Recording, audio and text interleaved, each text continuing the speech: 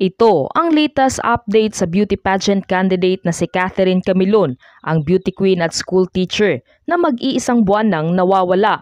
Pumalag na ang legal wife ng nobyo ni Camilon na kinilalang si Police Major Alan De Castro na siyang itinuturo sa pagkawala ni Catherine Camilon.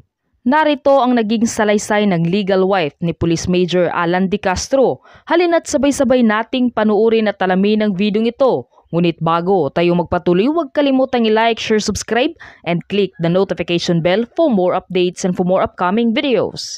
Maraming salamat! Umami na ang pulis, ang sospek sa pagkawala ng beauty pageant candidate na si Catherine Camilon na may relasyon sila. Isinawalat yan mismo ni Major Alan De Castro nang harapin niya sina PNP General Binamin Acorde Jr. at CIDG Director Romeo kasama sa Camp Crame. Tikom naman daw ang bibig ni Castro tungkol sa pagkawala ni Camilon. Sinampahan na ng kasong kidnapping at serious illegal detention si De Castro at ang kanyang driver at bodyguard na si Jeffrey Magbantay at dalawang iba pa. Patuloy namang hinahanap si Camilon. Nagbigay na ng DNA sample ang pamilya ni Camilon sa Batangas Provincial Police Office para i-match ito sa nakuhang hibla ng buhok at blood sample sa natagpuang abandonadong pulang SUV sa Batangas City na inuugnay sa pagkawala ni Catherine Camilon. Once na nagmatch yung DNA na binigay ng pamilya ni Miss Camilon at saka we are very certain that the person na sinabi ng ating mga witnesses na nakita nilang binubuhat from doon sa Nissan Juke na sasakyan to on the CRV na kulay red, we are certain na yung nakita nila is si Miss Camilon yun. Inuutos na umano ni General Acorda na lutasin ang kaso ni Camilon, lalo na't mapahanggang ngayon ay patuloy pa rin na pinaghahanap ng mga pulis si Catherine Camilon at ang sasakyan nitong gray SUV. Umaasa rin silang buhay pa ito. Relationship, shall we say illicit relationship dahil nga married man itong si Major Alan De Castro. And when we ask him regarding kung mayroon siyang involvement regarding doon sa missing or the disappearance of Miss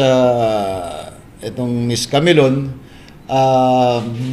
he immediately answered to us that he invoked his right to remain silent. Samantala, matatandaang nauna nang nagbigay ng pahayag ang legal wife ng pulis na si De Castro.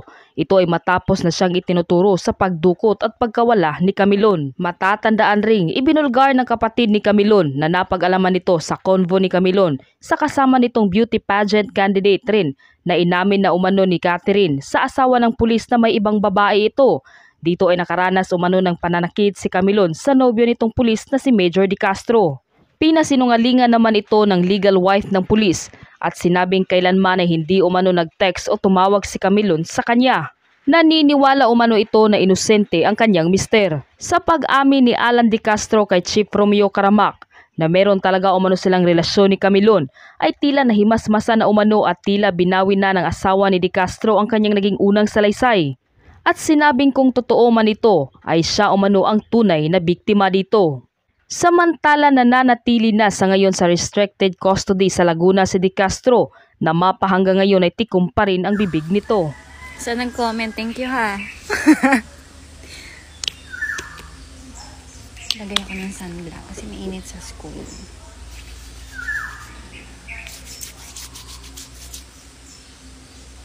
Ay, oo pa sa... Kasi nagpa-medical ako ng isang araw. Kuya, isa pa. Thank you sa comment mo ha. True ba yan? Ingatan niyo raw ang puso kong malinaw.